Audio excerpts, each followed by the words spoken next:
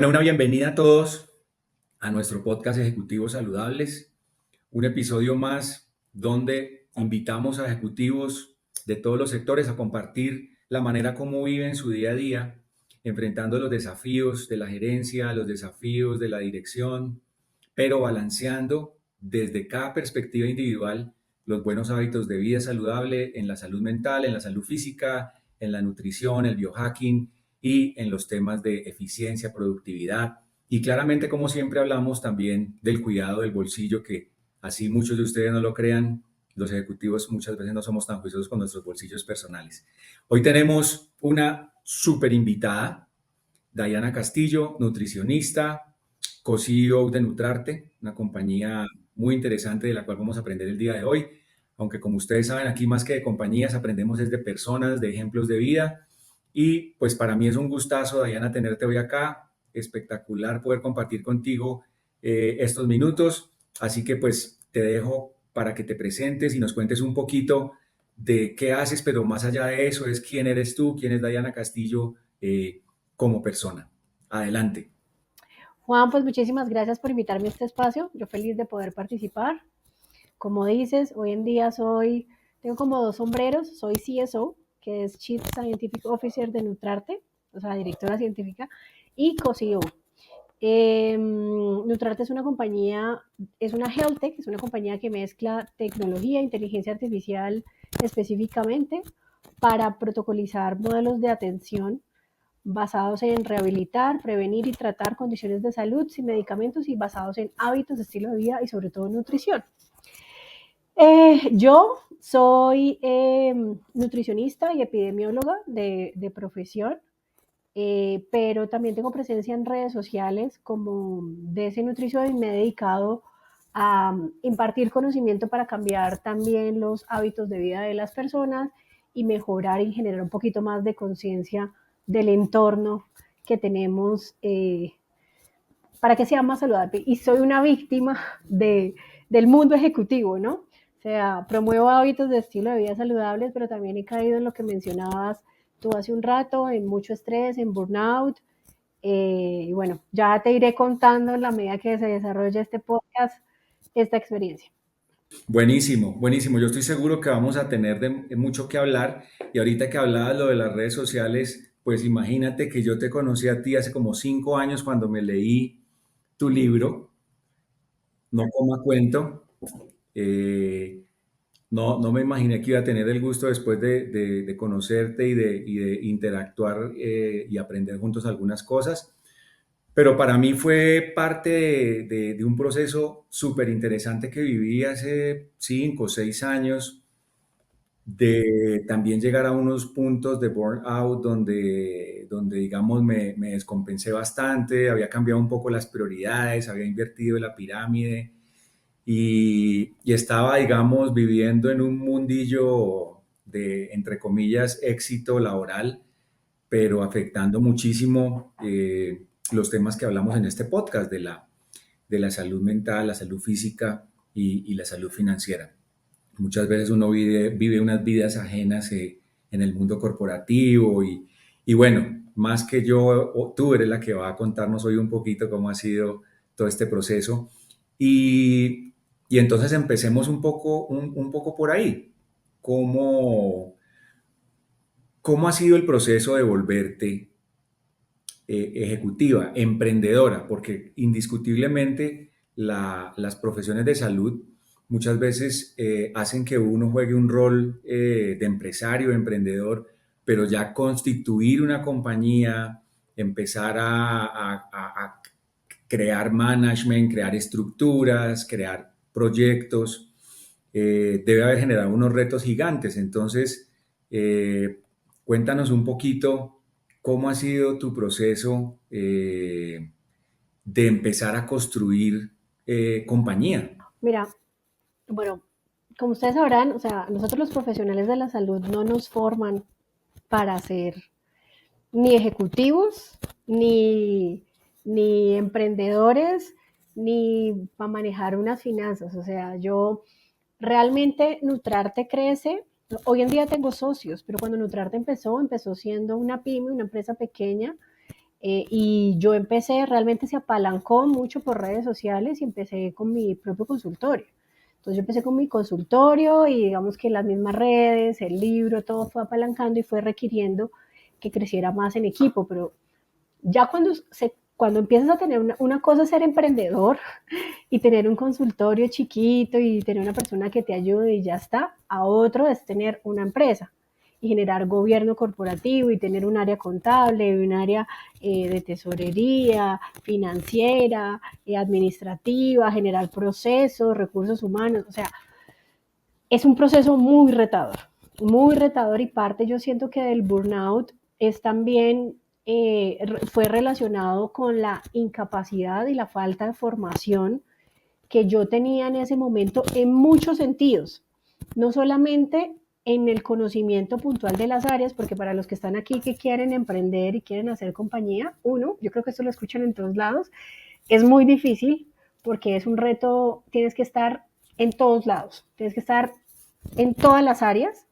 Dos, tienes que conocer de todas las áreas. Entonces, yo tuve que parar un poco. Mi pasión siempre ha sido la nutrición. Soy una apasionada por el estilo de vida de las personas. Soy una creyente que el estilo de vida, los hábitos y la alimentación tienen la capacidad, es un vehículo súper poderoso para transformar vidas y parte de mi vida me dedicaba a eso, pero yo tuve que parar un poco el desarrollo de conocimiento en el tema técnico-científico en nutrición para dedicarme a entender cómo se llevaba una contabilidad, cómo se manejaba un área de recursos humanos, cómo negociar, incluso habilidades blandas para manejar equipo. Yo siento que los que somos líderes y tenemos gente a cargo, sabemos que de los retos más complejos que hay en la vida es manejar personas, porque nosotros los seres humanos tenemos una expectativa muy puntual de lo que deberían ser los jefes. Y cubrir esa expectativa en un equipo, cuando los equipos son muy pequeños, pues es maravilloso, porque te es muy claro y muy fácil saber qué espera tu equipo de ti. Pero cuando los equipos empiezan a crecer, a algunas personas les motiva el crecimiento personal, a otras el dinero, a otras el tiempo libre, a otras cómo les hables, el estilo de comunicación, a otras el ambiente laboral. Entonces, mantener todo esto cubierto es un ejercicio corporativo que tienes que estar cultivando en la cultura todo el tiempo para tener un equipo formidable, ganador. Y si tú te quieres llevar o quieres llevar tu empresa a otro nivel, el equipo es fundamental. Entonces, digamos que parte de mis aprendizajes han sido, es que he aprendido de demasiadas cosas en estos últimos años, más allá de la nutrición, de temas contables financieros. O sea, yo pienso que la formación es fundamental. Pero yo te interrumpo ahí para preguntarte una cosa muy interesante y es que pues quizás nos están viendo por la comunidad que yo tengo en LinkedIn y por las personas que son parte de mi comunidad este tiempo, haya muchos que sean emprendedores. Entonces sí me gustaría que tú entraras en ese detalle. No somos un podcast de emprendimiento, pero me parece súper interesante porque está relacionado con lo que sí hablamos acá y es esa transformación de una nutricionista clínica en un consultorio a una empresaria que ya tiene personal a cargo. ¿Cómo viviste esa transformación? Porque tenías mucha voluntad, me imagino, ganas de transformar el mundo, de comerte el mundo, pero sin herramientas. ¿Cómo fueron tus primeros pasos? Porque me parece muy chévere que nos cuentes un poquito de eso y de cómo fuiste, digamos, enfrentando cada reto de lo que uno llama pues el crecimiento. Mira, yo en retrospectiva pienso que en este momento, o sea, metida en el problema, iba resolviendo en el momento, pero en retrospectiva yo siento que una de las cosas claves que ayudaron a crecer fue la capacidad, o sea, yo miro para atrás y yo digo, yo no sé cómo hice, o sea, no tengo ni idea cómo logré lo que logré y la etapa en la que hoy está Nutrarte como compañía. Y es la capacidad de priorizar y la capacidad de equivocarte rápido y barato, porque sí o sí te vas a equivocar. Lamentablemente, cuando yo me metí en muchos cursos de emprendimiento, me reuní con asesores, hice temas de la Cámara de Comercio, pero cada empresa y sí, cada compañía tiene unas particularidades muy puntuales de negocio, de empresa, que no te las puede decir ni un mentor, ni el curso de no sé qué. No, tú lo tienes que ir conociendo, ir ajustando en el día a día y con los problemas del día a día. Entonces, ese proceso de aprendizaje, no hay otra forma de hacerlo que enfrentarte a él. Pero yo pienso que de las habilidades más importantes es, uno, la capacidad de priorizar, o sea, de tener muy, muy claro qué acción tiene el mayor impacto. Y sobre eso, de hecho, yo utilizo un cuadrante donde hay cuatro en el eje de las X y el eje de las Y y X. Tú miras qué tiene, qué se puede hacer más rápido, que tenga mayor impacto. Ah, una matriz esfuerzo-impacto. Menor esfuerzo, mayor impacto. Exacto, exacto. Menor esfuerzo, mayor impacto. Entonces, lo que me genere el menor esfuerzo y mayor impacto, sobre eso es lo que voy a trabajar, ¿sí? Porque muchas veces cuando uno está emprendiendo, uno está en todo. O sea, uno está en el área contable, está en el área financiera, está en el servicio al cliente, yo en el tema nutricional, revisando historias clínicas, desarrollando evidencia científica, o sea, todo al mismo tiempo. Entonces, para tú generar un crecimiento y generar una estabilidad, tienes que tener muy, muy claro en dónde pones los esfuerzos. Entonces, y esto es muy fácil irte por las ramas y perderte en los problemas. Porque cuando llegan los problemas, el mismo desconocimiento, el misma falta de afrontar, porque es un problema, cada vez son problemas nuevos y problemas diferentes, y la medida que creces, crecen los problemas. Entonces, como no sabes cómo enfrentar el problema, es muy fácil agobiarte y perderte y meterle un montón de tiempo y esfuerzo a un problema, magnificarlo, cuando de pronto era algo pequeño. Por ejemplo, les doy un ejemplo. No me acuerdo, creo que tuvimos una queja, algo así, un derecho de petición. O sea, a mí en mi vida me ha llegado un derecho de petición. Este, y yo perdí todo un día, o sea, yo leyéndome la norma, en vez de decir, oiga, busquemos un abogado, el costo-beneficio de buscar un abogado que resuelve esto, y además era una tontería. O sea, era, no, eso hay que responderlo y ya, entonces, si tú tienes las pruebas de que todo lo hiciste bien, no pasa nada, ya está.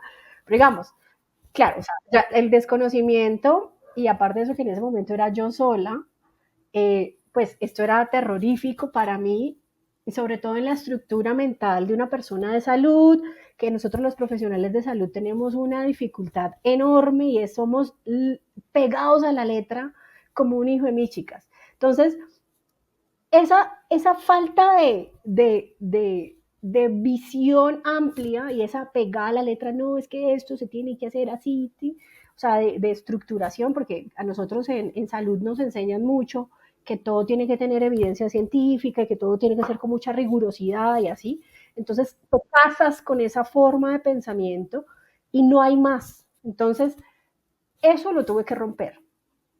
Eso lo tuve que romper y tener una mente un poco más abierta en todos los sentidos, para resolver problemas, para tener mejor resolución, para pensar fuera de la caja, para ir más rápido con pocos recursos, porque cuando uno está emprendiendo, no es lo mismo que yo fui corporativa también. Yo fui corporativa para la multinacional más grande del mundo de ingredientes nutricionales y nutracéuticos, que se llama DSM. Y cuando tú estás... Ah, no digas. Sí, Hubiéramos sido colegas porque yo trabajé en Firmenich y ahora ya son una sola compañía, Firmenich 10. exactamente. Sí, bueno, yo fui DSM y yo tenía en DSM también varios sombreros. eh, y cuando eres corporativo, tú tienes un rollo, no sé, contable, pues llamas al de contabilidad. Oye, ya no sé qué, qué pasó, no sé qué, tal, ¿sabes? Ya llamas al experto. Recursos humanos, ay, oye, resuélveme esto. Que es que están ahí peleando por cualquier cosa, resuélvelo. Cuando tú tienes una empresa, no funciona de esa manera. Tú tienes, todos los problemas recaen sobre ti. Entonces, ese cambio de mindset es muy duro y es muy duro cuando tú ya logras un nivel ejecutivo, que yo ya venía del mundo corporativo de tener un rol de liderazgo, ¿sí? Volverte emprendedor y exacto, mira, es remangarte y sentirte otra vez como el practicante porque estás en todo. Entonces, para algunas personas, yo siento que yo lo hice de una forma, para mí no fue tan grave, pero lo he visto, digamos, en el entorno, ahora que estoy más metida en el entorno emprendedor, siento que estas son las cosas que más les cuesta a la gente que dice, bueno, ya logré mi vida corporativa, ya tengo un cargo, un título grande, ahorré, soy el VP de no sé qué, ahora quiero tener mi propia empresa. O sea, ese choque de realidad, de que de realidad que te empiezas a, eres el mensajero y el que sirve los cafés y el que va a imprime y todas las tareas que tú tenías un asistente de pronto, alguien, equipo que te ayudaba, que no quieres hacer, te toca hacerlas a ti. Entonces, ese juego mental a mucha gente le, en muchas personas les cuesta mucho trabajo y incluso muchas compañías se han quebrado por esto, porque quienes son los dueños de la compañía no quieren remangarse, o sea, quieren seguir andando como cuando estaban en un cargo directivo. Entonces, eso es lo que yo he visto, esa ha sido mi experiencia. Entonces, y todo el tiempo tienes que estarte adaptando, todo el tiempo, porque te das cuenta que un proceso no sirve, hay que cambiarlo. La dinámica es mucho más veloz que en una compañía grande y tienes que tener esa capacidad de adaptabilidad todo el tiempo. Esto no está funcionando, probamos 2 semanas, cambiamos y así, incluso en una semana cambiar. Entonces, esa es la gran diferencia. Retador, todo lo que quieras, me quemé, burnout también, que vas a ser libre y vas a trabajar. Yo llevo 5 años emprendiendo, hasta ahorita, hasta ahorita 5 años después, yo más o menos siento que tengo un poquillo más de libertad, pero nunca he llegado, digamos, como al nivel que tenía como corporativo, como meta. Entonces yo, digamos que eso es importante que la gente lo sepa. Si me preguntas por emprendimiento, para que se haga una idea de lo que se les espera. Sí, no es el camino que muchos esperan, un camino de inmediatez. Creo que parte de lo que nos venden hoy en día en el mundo de la inmediatez es que es un proceso rápido, pero no, yo creo que tú lo has dicho muy bien, es un proceso de mucha disciplina, es un proceso de priorización, de aprendizaje, de caerse, levantarse. Y como bien lo decías ahora, en este mundo tan cambiante, pues es un proceso de adaptación permanente, porque lo único que no cambia hoy en día es el cambio y tienes que estar adaptándote a unas realidades que se mueven a unas velocidades impresionantes. Pero yo quisiera, Diana, preguntarte algo y es pedirte que en ese camino de volverte emprendedora, hablabas de que sufriste momentos de burnout y cada persona, cada líder, cada ejecutivo, de hecho cada ser humano vive el estrés, el burnout de maneras diferentes. Eh, en el caso mío, yo lo he vivido con diferentes síntomas, desde calambres, migrañas, estreñimiento, hasta parálisis parcial facial tuve alguna vez de momentos de crisis. Cada persona lo vive diferente. Tú en esa transición tan tremenda que tuviste de ser una profesional de la salud individual a ser empresaria, ¿por qué no nos cuentas uno de esos capítulos que te hizo, digamos, enfrentar momentos difíciles y cómo lo enfrentaste? O sea, cómo lo viviste y cómo lo encaraste y lo sacaste adelante para seguir igual el camino que ya te has propuesto. Uf, yo toqué lugares muy oscuros, o sea, yo llegué a tener depresión y ansiedad crónica. Bueno, también mezclado con, digamos que un evento personal. Ya emprender por sí solo es una maleta muy grande emocional. O sea, yo si alguien va a emprender, de lo que más tienes que tener es una red de apoyo emocional muy fuerte. Yo eso no lo tenía. Hoy en día lo tengo, digamos que porque ya he hecho agremiación, amigos, gente que está como en lo mismo que yo, pero en ese momento no lo tenía y al mismo tiempo mi mamá muere en un evento muy traumático, me da estrés postraumático y la mezcla de todo, o sea, la mezcla de la demanda emocional que requiere tener la responsabilidad de familias, del salario de personas de tu equipo, de responder por una marca, de responder por unos resultados, más todo mi tema personal, me llevó a tener ansiedad y depresión. Yo en algún punto estuve medicada casi por año y medio, pero parte importante del proceso de rehabilitación, porque tuve que entrar en un proceso de rehabilitación, fueron varias cosas. Una, entender que gestionar la agenda y dormir era clave para mi proceso. Entonces, yo siento que se subestima mucho, sobre todo en la generación en la que está entre los 35 y los 48 años más o menos, subestimamos mucho la privación del sueño, el impacto que tiene sobre la salud mental y sobre el sistema nervioso. Entonces, lo primero que yo tuve que hacer es empezar a dormir bien. Número dos, en Nutrarte nosotros ya habíamos venido trabajando, desarrollar un protocolo de rehabilitación de sistema nervioso y salud mental a través de la nutrición. Entonces, hay herramientas que yo ya tenía. Entonces, lo que hice fue potenciar una alimentación para mejorar los neurotransmisores y la secreción de serotonina. Como bien saben algunos acá, la serotonina en un 80% se secreta en el sistema digestivo y gracias a la microbiota, por ende cuidar la microbiota y lo que comemos es fundamental para sentirnos bien, o sea, conociendo este parámetro y sabiendo que el 80% de la serotonina está en mi intestino, pues yo iba a poner, me comprometí con eso. Aparte de eso, soy una persona muy disciplinada, entonces me comprometí total y completamente con ese proceso. Eh, yo, eh, bueno, ya venía también de un proceso de rehabilitación de otra enfermedad autoinmune, entonces ya tenía bastantes herramientas de rehabilitación. Tres, que es fundamental y yo siento que en esto no hacemos mucho caso, es aprender a gestionar la agenda, aprender a poner límites y a decir que no. Eh, yo, en afán de mi crecimiento, y digamos que gracias a un poco la visibilidad que tengo en redes sociales, tengo la posibilidad de ser invitada a muchos escenarios, y yo todo decía que sí, ¿sí? Entonces, no, tengo que estar ahí, tengo que estar allá, y tengo que estar...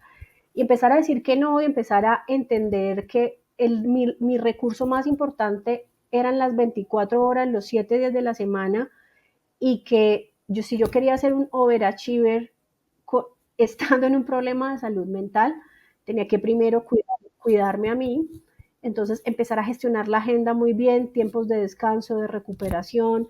Y otra de las cosas que tuve que renunciar mucho es a todo lo que me generara un estímulo dopaminérgico estresor, o sea, consumo de café, guaraná, productos de panificación, ultraprocesados, ver en televisión cosas de terror, cosas que estimularan negativamente mi sistema nervioso, por ejemplo, ir a lugares donde había muchos tumultos de gente, demasiado ruido, demasiado estímulo.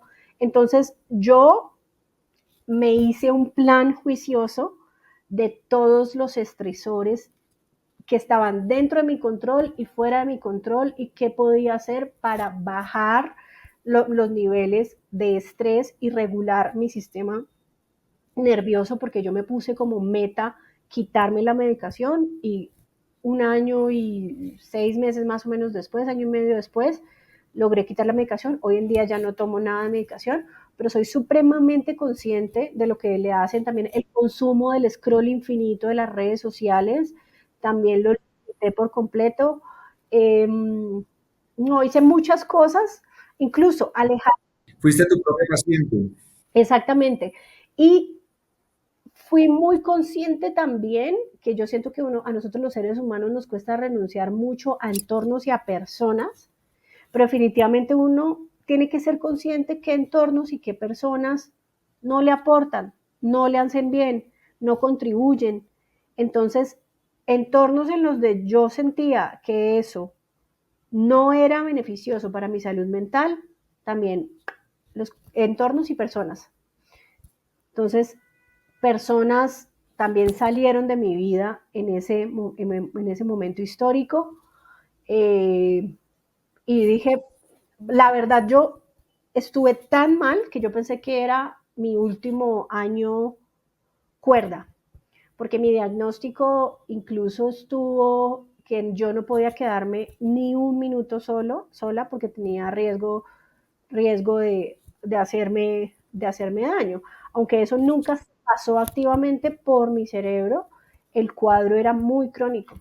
El cuadro, digamos que mi personalidad es muy diferente, pero mi cuadro de salud mental era muy crónico. Entonces yo dije, esto es ganar o morir, básicamente. Entonces yo de esta salgo, porque salgo y tengo que hacer lo que tenga que hacer. Y ese fue mi proceso y obviamente tuve que gestionar, disminuir un poco la carga laboral y renunciar un poco a la velocidad de crecimiento para estar bien yo, para volver a darle un impulso a la empresa.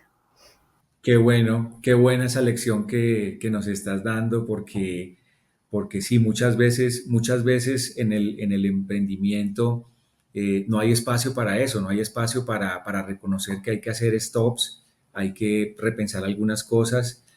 Hace uno los stops en las estrategias de marketing, hace uno los stops en las estrategias de caja, de finanzas, pero no hace a veces un stop con tu salud mental, tu salud física, que es tan importante. Entonces me encanta que hayas compartido eso, me parece súper valioso para todas las personas, emprendedores o no emprendedores, porque a veces la vida ejecutiva también es un camino de emprendimiento donde uno lo que lucha es por ser el XVP de cierta región o de cierto espacio geográfico, que es un poquito lo que por lo menos a nosotros los de las carreras administrativas nos forman esos 5 años de salir a buscar ser empleado para algún día alcanzar la punta de la pirámide con la vicepresidencia o presidencia de alguna compañía. Entonces, supremamente valioso. Y este tema de la salud mental y el burnout lo tocamos a fondo con otros invitados, pero aprovechando que tenemos esta invitada tan especial,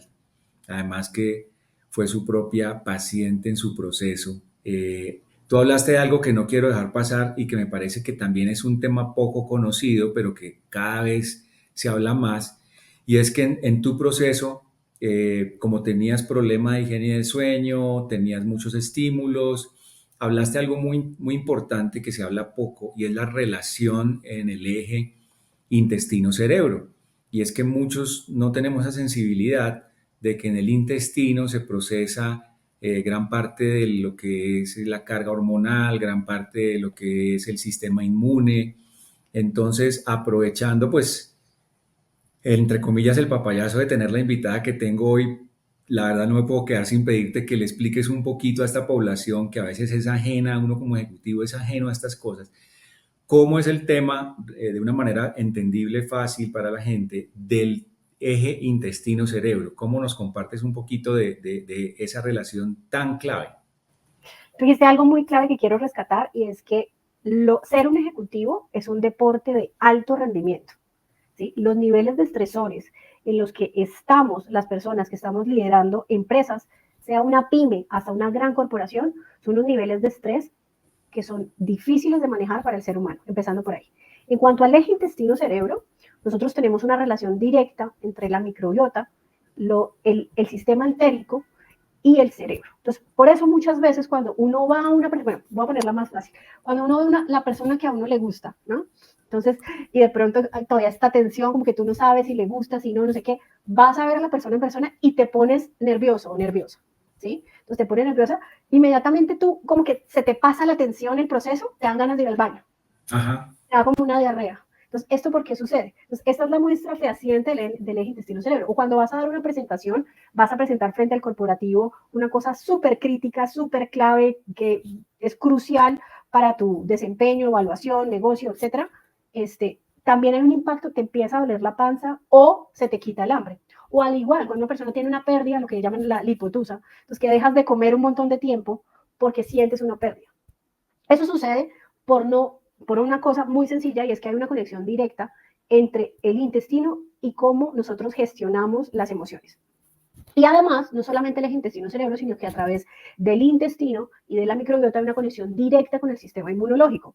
Por ende, cuando uno está estresado todo el tiempo, por ejemplo, tiene una visita internacional de unos consultores donde lo van a evaluar a uno y está toda la semana en estrés, cuando baja el estrés posterior, te enfermas, ¿sí? Da una Claro, terrible. ¿Por qué sucede eso? Porque existe una relación directa y ya hoy la comunidad científica se está enfocando mucho en investigar y generar mucha más evidencia científica en la relación directa que hay entre la microbiota, el cerebro, por supuesto, que también estamos hablando al mismo tiempo de emociones y hormonas, y el sistema inmunológico. Y viceversa. Cuando tú cuidas tu microbiota, cuidas tu intestino, mejoras tu sistema inmunológico y mejoras tus estados emocionales.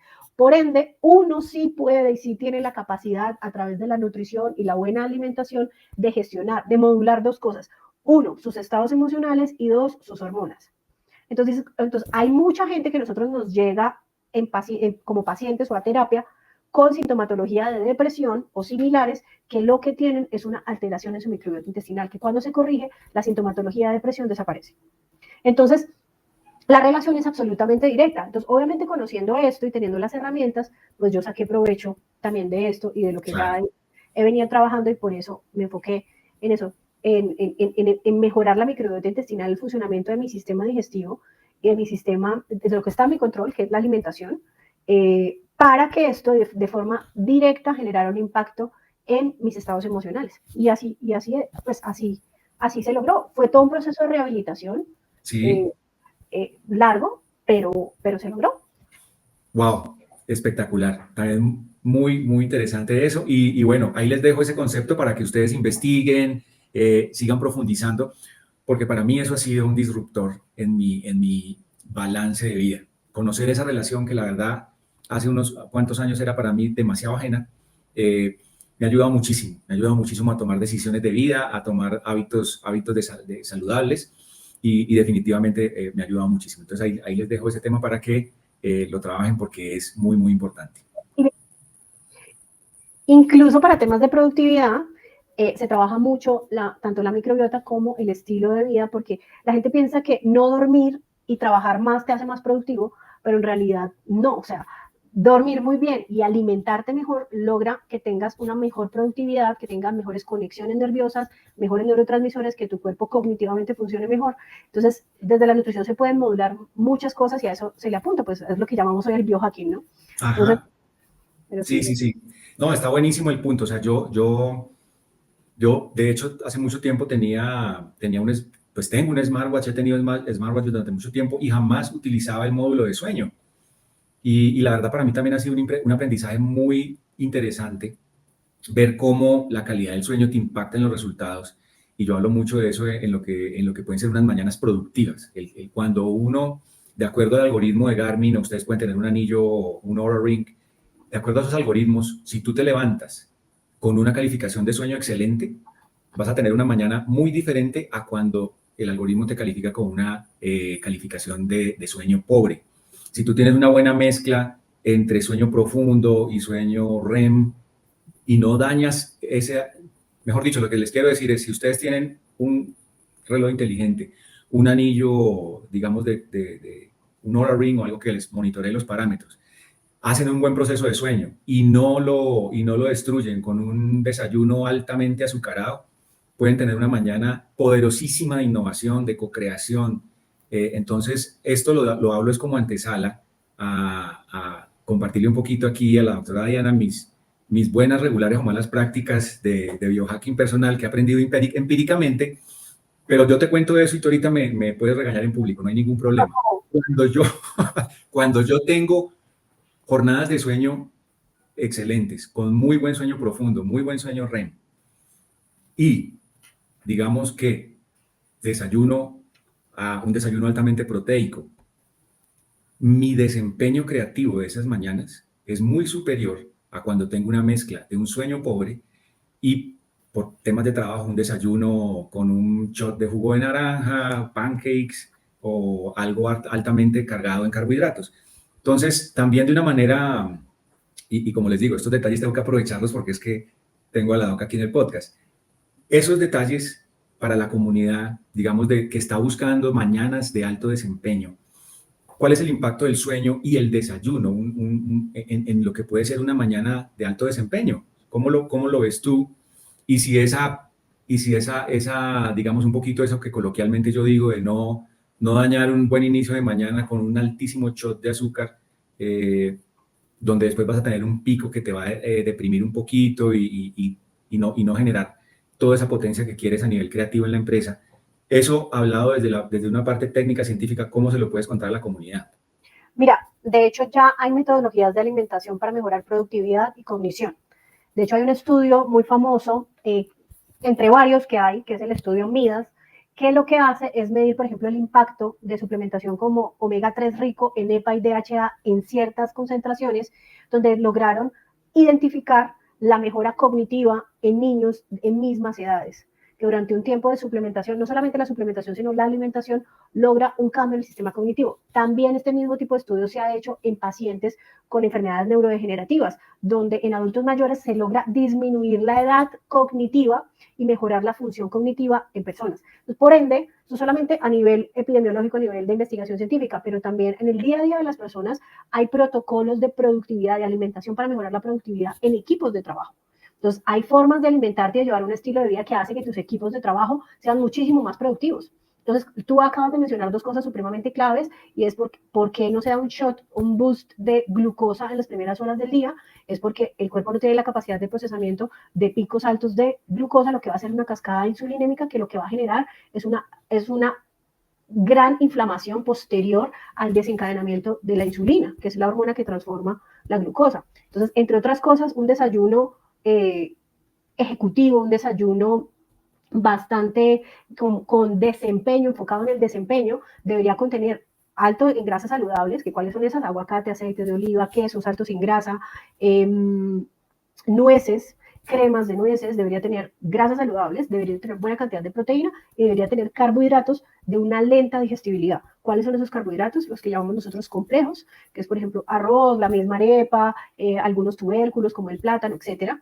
Pero todo va a depender como de la cantidad de fibra de los nutrientes. Entonces, eso, y lo que acabas de mencionar con el sueño, es que el sueño tiene la capacidad, en el sueño pasan muchas cosas a nivel metabólico. Dentro de las cosas más importantes que pasan es el proceso de biosíntesis y de desintoxicación, que a la gente le encanta hablar de desintoxicación del hígado, pero realmente la desintoxicación del hígado empieza más o menos a la 1:30 de la mañana en tu proceso de sueño.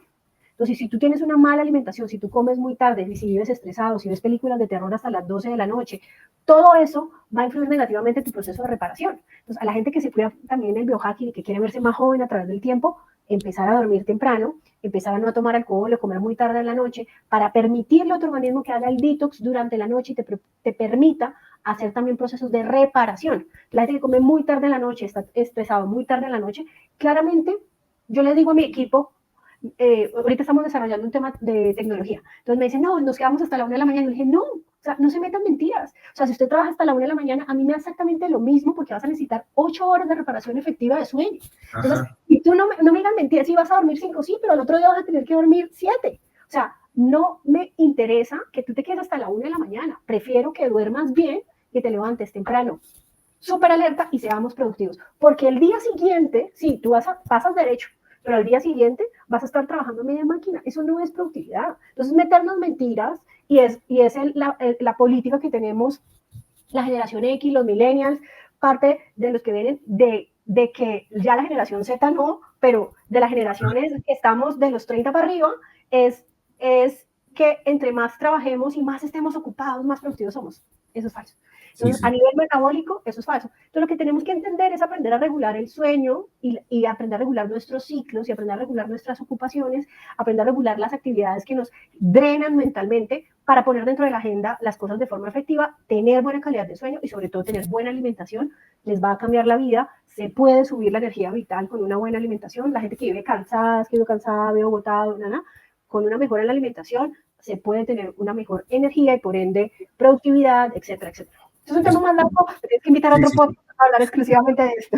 No, nos va a tocar programar una segunda versión porque esto está muy bueno y se nos va a alargar muchísimo porque está espectacular esta conversación. Y es que no es muy común, no es muy común analizar la correlación entre ejecutivo de alta productividad y el impacto de la alimentación en ese tipo de personas, porque pues un poco la premisa es que no está permitido. O sea, si tú eres alto desempeño, pues tú no duermes bien, no comes bien, y en teoría ese es el estándar. Eso es lo que tenemos normalizado. Pero yo creo que probablemente nos va a tocar hacer una segunda versión ya súper enfocada en esta parte que me parece increíble.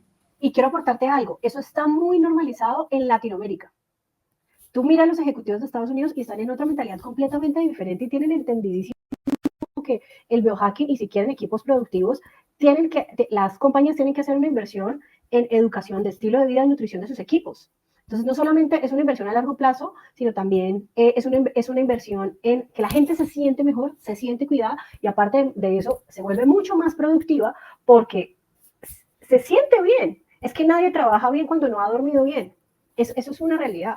Entonces, sí, es muy interesante que podemos profundizar un poco más Sí, en otros escenarios. sí. No, está perfecto. Yo puedo usarme de ejemplo y compartir todas mis malas y buenas prácticas para que hagamos aquí un paredón en vivo y tengamos mi caso de ejemplo y corregido o sustentado aquí por la doctora. Pero podemos hacer un 2.0, ya entrando en ese detalle. Y bueno, avanzando en este tema, seguimos conversando con Diana Castillo, nutricionista, co-CEO de Nutrarte, una compañía dedicada a nutrición avanzada. Y vamos a entrar en el siguiente eje de la conversación, que es cómo tú, en tu día a día, cuidas tu salud física. Ya entendimos la importancia de la alimentación dentro de una vida con estos niveles de estrés, con esta exposición a altos niveles de cortisol, inflamación crónica, estrés crónico, pero cómo tú desde tu rol, con tu agenda apretada, con tus viajes, con tus retos, cómo incluyes en tu disciplina las rutinas de salud física y qué tipo de rutinas haces tú. Mira, yo en la época en la que estaba en rehabilitación, mi vida era un ritual. O sea, yo vivía por agenda rajatabla. Hoy en día es un poco más flexible, pero ¿qué a mí no me puede faltar? Claramente 8 horas de sueño, pase lo que pase. O sea, 8 horas de sueño para mí son absolutamente sagradas. Yo tengo espacios de salud mental en las noches.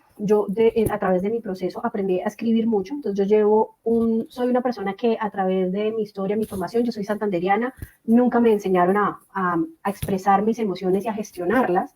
Entonces, digamos que los retos, una de las cosas que a mí más me parece retador de ser un alto ejecutivo o una persona que lleva un proceso de liderazgo de equipo es que tú recibes muchos problemas buenos, no tan buenos, y tienes la responsabilidad de aprender a gestionarlos y no impactar el equipo, no bajarlo al equipo de una manera negativa, sino lograr tener la efectividad de gestionar tus emociones y tu preocupación sin que eso impacte el equipo.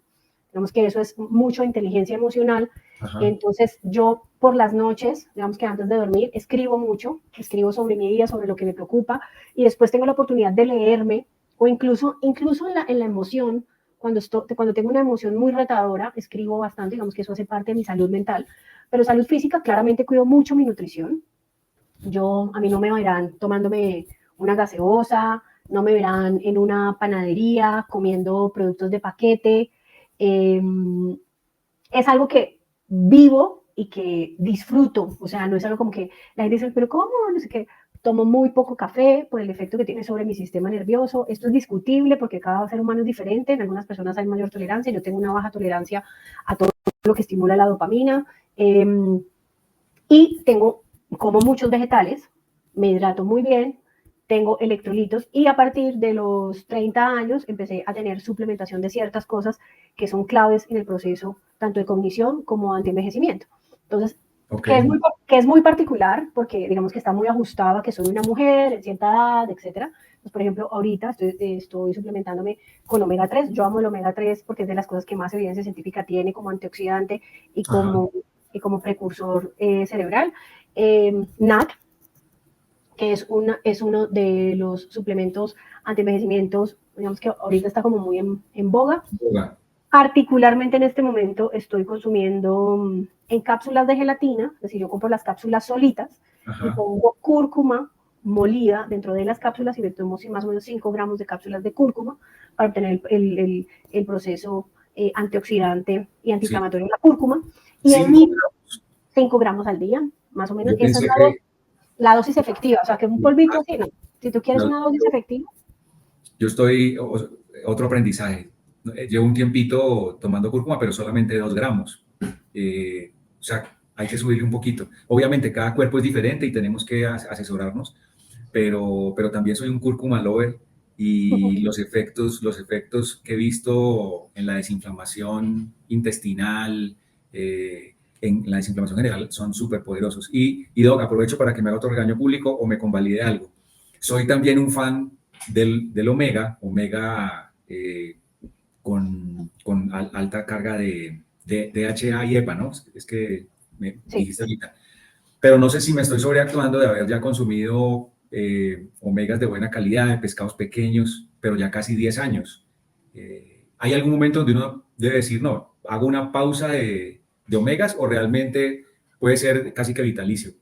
Depende de la dosis. O sea, lo que pasa es que cuando estamos hablando de dosis óptimas, mira, en el mercado hay mucha basura, y vamos a hablarlo aquí abiertamente, hay muchos productos de omega 3 que no llegan ni siquiera a 300 miligramos por cápsula, ¿sí? Entonces, para que ustedes se hagan una idea, sí, en un producto así tendrías que tomarte más o menos 10 cápsulas al día para obtener la dosis óptima, que son más o menos 3 gramos al día. Entonces, obtener un buen producto de omega 3 es costoso, pues porque la extracción Sí. es costosa, y dos, eh, depende mucho del el efecto metabólico que tenga, si la dosis es efectiva o no. Si estás tomando dosis menores, el tiempo de consumo puede ser un poco mayor. Pero si Oh, estás tomando la dosis efectiva, lo ideal, sobre todo en hombres, es que hagas 2 meses, pauses y nuevamente 2 meses, pausas. O sea, hay que dejar descansar el organismo porque el cuerpo humano genera adaptabilidad a todo lo que le des. Ningún suplemento es para toda la vida, ningún complemento es para toda la vida y ningún tipo de alimentación es para toda la vida. Porque, como sabrán, los seres humanos vamos cambiando, el ambiente hormonal va cambiando. No es lo mismo una alimentación para un niño que para un adolescente, que para una embarazada, que para una mujer joven, que para una mujer en perimenopausia, un hombre en andropausia, no es lo mismo para un adulto mayor. Entonces, o un deportista. Entonces, dependiendo del momento en el que estés, la alimentación va cambiando. Y con el tiempo ah, y la tecnología nos permitirá tener mucha más información respecto de esto y sobre todo tomar decisiones informadas e ir cambiando nuestro tipo de alimentación a medida que vayamos evolucionando como personas. espectacular. Muchísimas gracias. Siempre en estas conversaciones las hacemos empíricas entre dos personas que no sabemos mucho, pero hoy con esta invitada de lujo estamos aprendiendo más que nunca, no desde lo empírico, sino desde lo técnico y lo científico. Y bueno, doctora, para finalizar con el último tema de nuestros 3 ejes, un tema también en el cual muchos ejecutivos no somos los mejores y es que somos bien buenos para manejar la plata de otros, pero no nuestras propias finanzas. Uh Tú -huh. que viviste ese camino de pasar de ser una profesional, digamos, de consultorio particular a ser empresaria, ¿qué insights podrías decir que has tomado de ese proceso para tus finanzas personales? O sea, ¿cuál puede ser un buen aprendizaje que tú has tenido al ser emprendedora, gerente, para tus propias finanzas? Uy, es que, mira, yo emprendiendo me descapitalicé muchísimo. O sea, pues para emprender tuve que coger mis ahorritos, éramos mis ahorritos y yo contra el mundo. Entonces, y eso me enseñó mucho, digamos que a entender la gestión de las finanzas. Y yo siento que a mí emprender me dio bastantes bofetadas, pero bastantes lecciones de madurez y una de las más importantes es en el tema financiero. Y es que yo pienso que nosotros los latinos en general nos gastamos la plata para impresionar a gente que no le importa. Entonces nos gastamos plata que no tenemos, por ejemplo, yo cuando era corporativa, en carteras de lujo, en zapatos de lujo, en cosas que realmente no van a generar un impacto en mi futuro. ¿No? Estando Sí, muy metida en este tema de salud, después de lo que me pasó con mi salud mental y después de ser emprendedora, yo tengo una conciencia muy clara de construcción de mi colchón financiero para mi futuro. Entonces, para mí, por ejemplo, hoy en día los lujos se compran con los activos, con los rendimientos de los activos, no antes.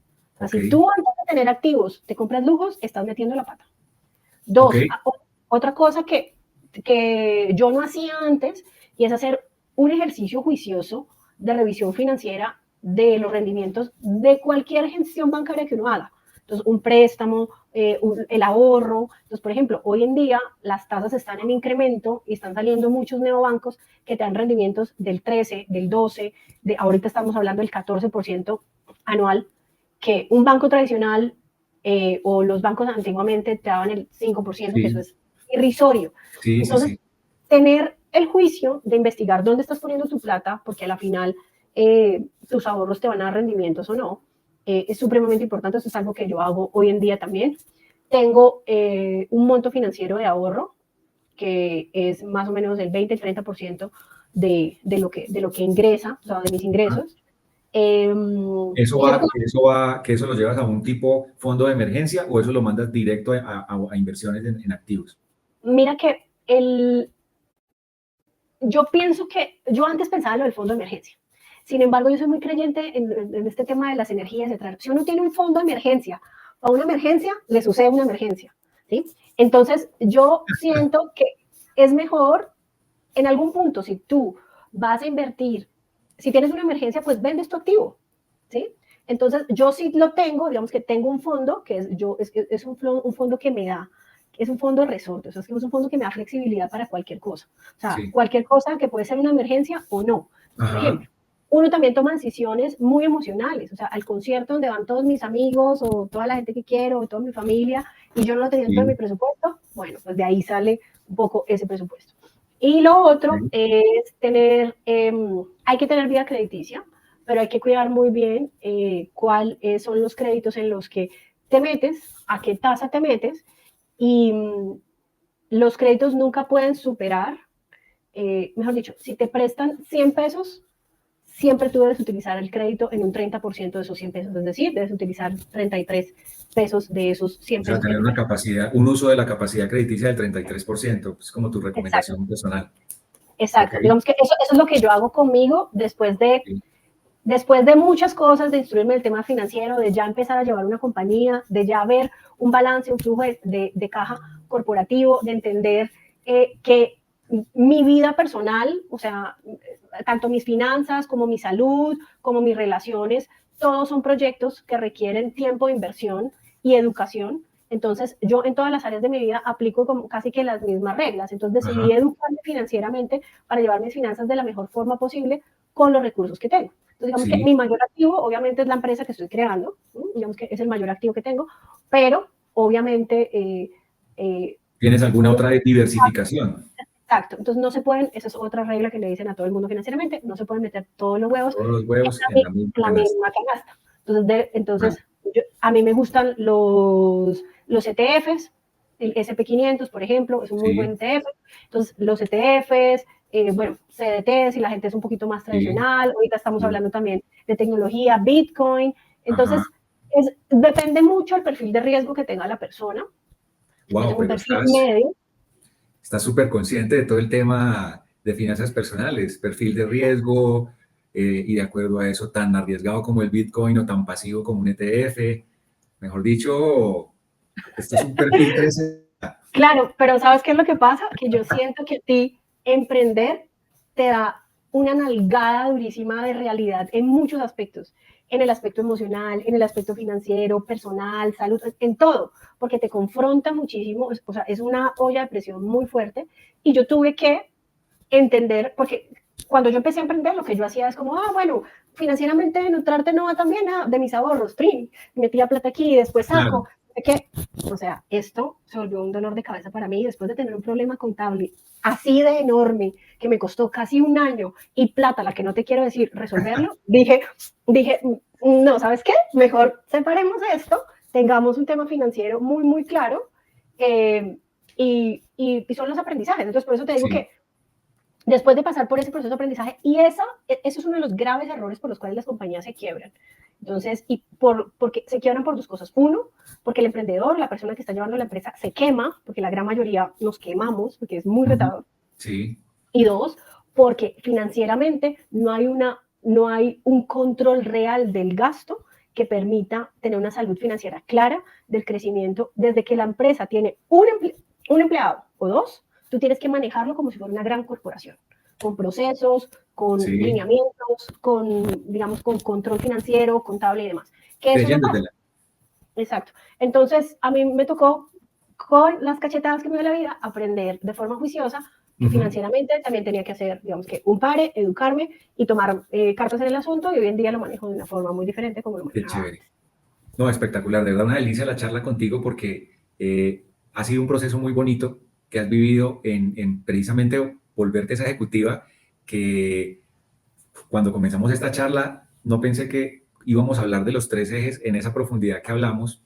Aproveché y obviamente saqué mucha ventaja del rol y la profesión que tú tienes, pero de verdad, qué bonito ver estos ejemplos que cada 8 días traemos a esta conversación de cómo uno sí puede ser ejecutivo sin quemarse en el intento, mirando, mirando primero, más allá del título, más allá del cargo, más allá de la marca del auto de lujo o de la cartera de lujo, como dijo la doctora, es viendo todo como que el centro seas tú, y eso es supremamente importante. Y con esta reflexión terminaría yo preguntándote una cosa, y es, hace 5 años que yo vuelvo y pongo acá, escribiste tu libro, que muy juicioso leí y me permitió conocerte. Hace 5 años que escribiste ese libro, yo creo que no te imaginabas que ibas a ser la CEO de una compañía que tiene unas perspectivas súper interesantes. Ahora, ¿cómo te ves a ti dentro de 5 años? No a tu compañía, ¿cómo te ves a ti dentro de 5 años con toda esa cantidad de avances que has tenido que te van a permitir, yo creo que llegar alto? ¿Cómo tú te visionas? Mira, yo como quisiera estar en 5 años, me encantaría eh, tener un equipo eh, de nutrición mucho más consolidado. O sea, y es que el espíritu de Nutrarte y lo que yo hago van muy de la mano. Tú me dices, no, pero no Nutrarte tú. Sí, pero digamos que yo estoy muy involucrada emocionalmente o sea, Nutrarte es mi bebé. Entonces, yo diría que yo quisiera que Nutrarte pudiera hacer un impacto en el mundo y poder demostrar científicamente cómo la nutrición tiene la capacidad de ser un vehículo de sanación para muchas personas de patologías que hoy la medicina tradicional no nos ofrece ningún tipo de solución, solamente una solución basada en medicamentos. Yo soy un testimonio de eso, no hablamos de eso en ese podcast, pero yo me rehabilité de lupus a través de la nutrición y así tenemos muchos casos de éxito, pero yo quisiera dentro de 5 años poder tener suficiente evidencia científica que avale esto y permita generar esa aportación en el mundo.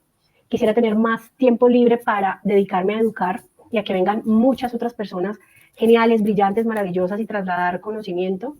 Y yo me veo con 5 años por allá en la playa investigando. Mentiras. Pero sí, o sea, yo creo que teniendo de pronto una vida un poquito con menos estrés y un poco más dedicada a la investigación científica, que es lo que a mí me gusta. Espectacular, espectacular. De verdad, nuevamente ha sido un camino muy interesante la conversación que hemos tenido, de verdad, un placer tenerte acá, compartiendo de una manera cero programada. Siempre le digo eso a la comunidad, no mando preguntas por adelantado, no preparamos. Simplemente un líder de una compañía o de una apuesta empresarial, de una apuesta personal, viene y nos cuenta un poquito de sí. Y de verdad, ha sido un placer hoy conocerte más a fondo y poder avanzar en este camino. De verdad, muchas gracias por este espacio y creo que probablemente nos veamos en una segunda versión muy pronto. Muchas gracias a ti por la invitación. Yo feliz de poder participar y poder compartir en estos espacios. A ustedes muchísimas gracias por haberse conectado el día de hoy y los esperamos dentro de 8 días en un nuevo capítulo de Ejecutivos Saludables. Un saludo para todos. Muchas gracias.